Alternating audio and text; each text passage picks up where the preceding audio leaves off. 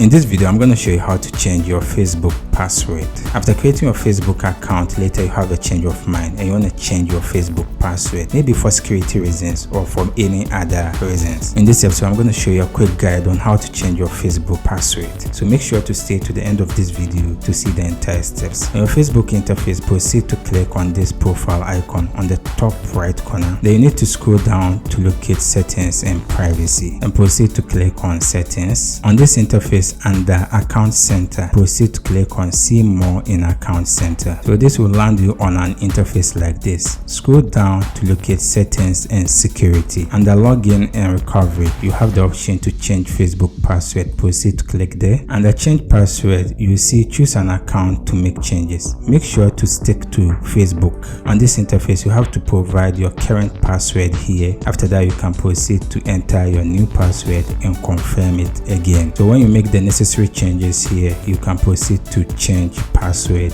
here. That's all. It's quite simple and easy. If you have any question, you can leave it in the comment section. I'll do my best to attend to you. If you enjoyed this video, consider hitting the like button and share it to your family and friends. Don't forget to subscribe to see many content like this. See you in the next video. Bye bye.